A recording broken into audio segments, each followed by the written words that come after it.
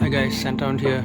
Today we're going to look at three big names in perfumes: Bleu de Chanel, Dior Sauvage, and Acqua di Gio Profondo. Okay, all are considered in the bluish to black category, maybe leaning a bit more towards blue, and all three very famous designer names. And with the smell portfolios being not too far away from each other, naturally buyers would have a question on which to choose.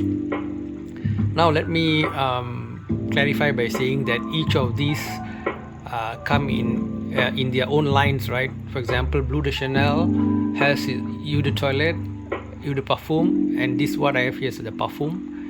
Dior Sauvage has Eau de Toilette, Eau de Parfum, Parfum as well as Elixir version, and Acqua di Gio Profondo is part of the line Acqua di Gio line, which has Acqua di Gio Profumo, Acqua di Gio Absolute, and so on. All right, and of course the original Acqua di Gio EDT. So how would you go about deciding which of these three to get?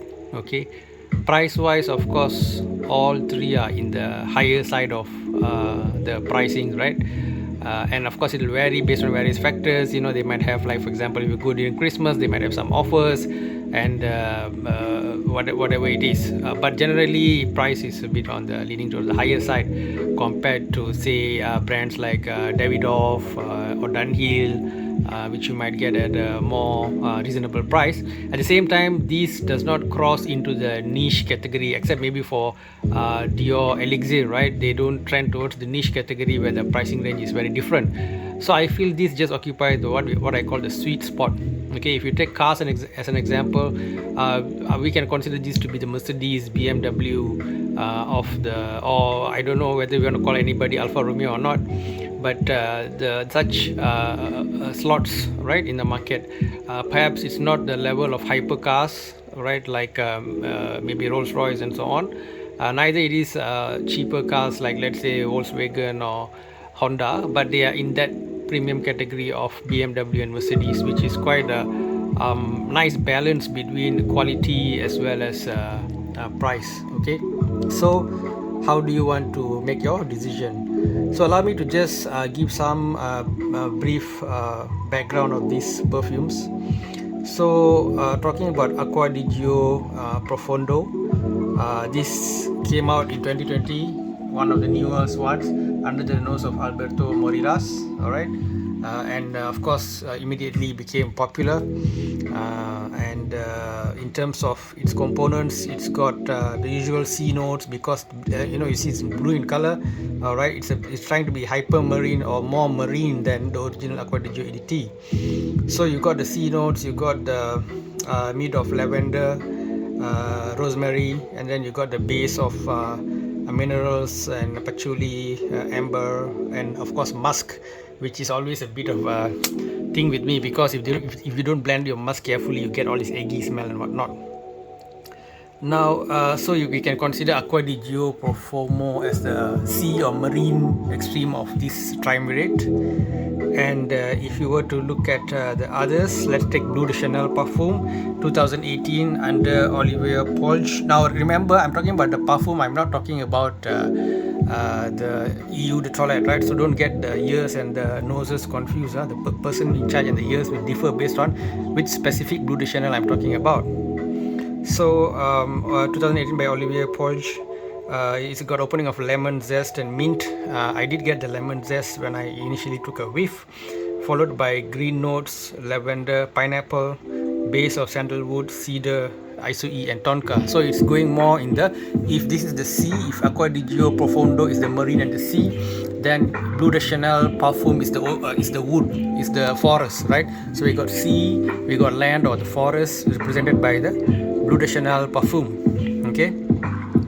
So it's a good scent. It also has this special ingredient called isoe molecule, which is something like a flavor enhancer in food. It sort of enhances the other perfume, and it has especially woody notes.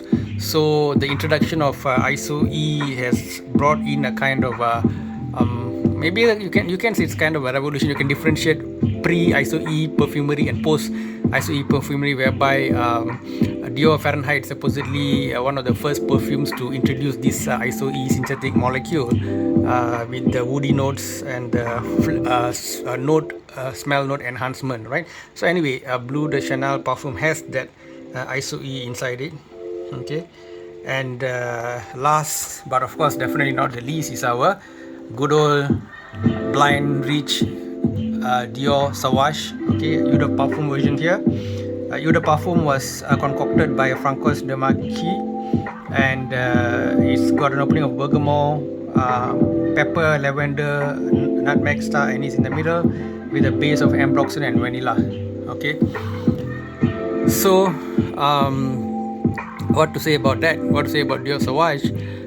It's the classical shower gel, freshy thingy, right? That you go for. Some might say it's too synthetic and therefore they don't like it. But I say that if you want to go out and you want your perfume to be an afterthought, just so that, you know, when it gets hot or whatever it is, you don't start to smell of sweat and whatnot. So you might just splash on maybe some CK or whatever cheapy that you can get, which smells a bit good, and the perfume is not doing much of talking, right? Or you people are not in other words, the smell is not the first thing people notice about you, right? It's just maybe something very mild wafting in the background. Nobody not gonna really pick it up.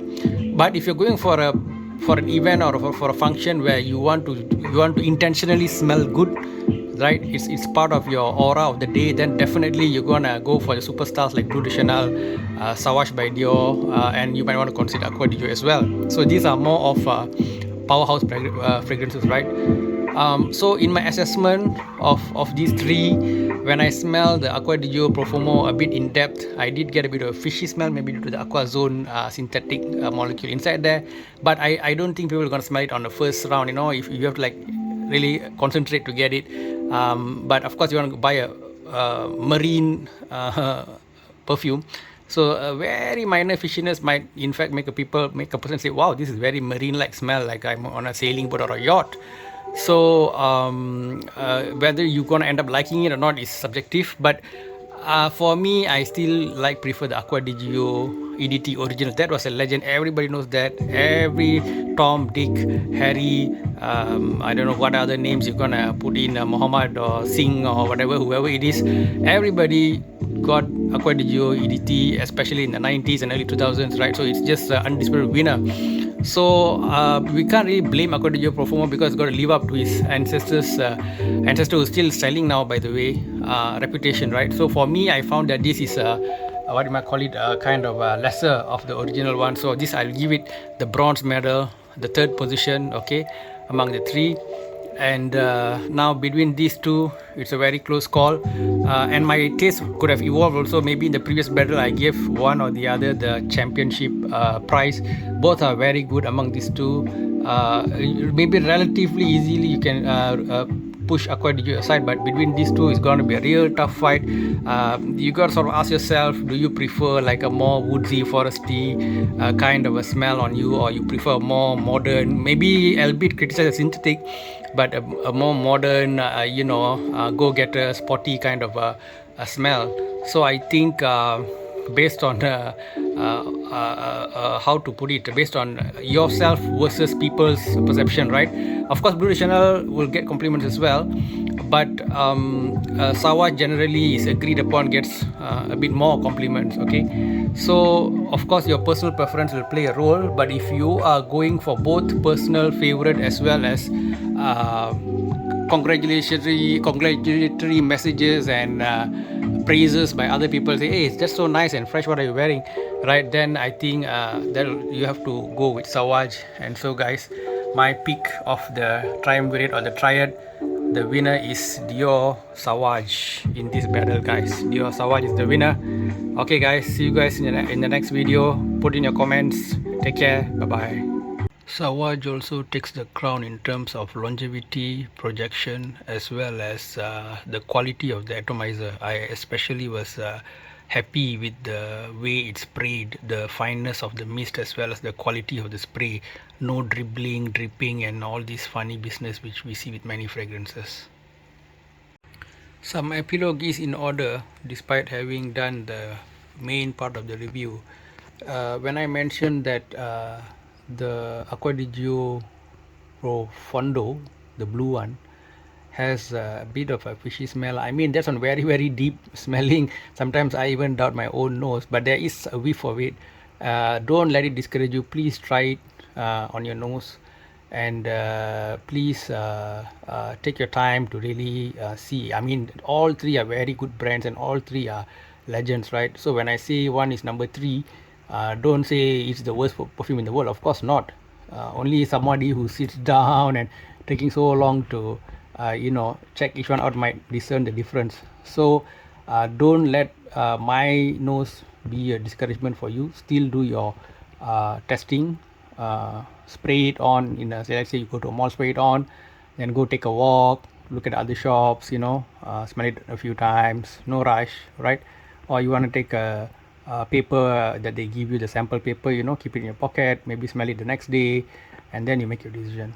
Okay, so I just wanted to be clear on that. Okay, I'm not dumping on this Acqua di Gio. It is pleasant actually, just that if I sit and smell it long time, I get a whiff of fishiness, which could be a marine thing, right?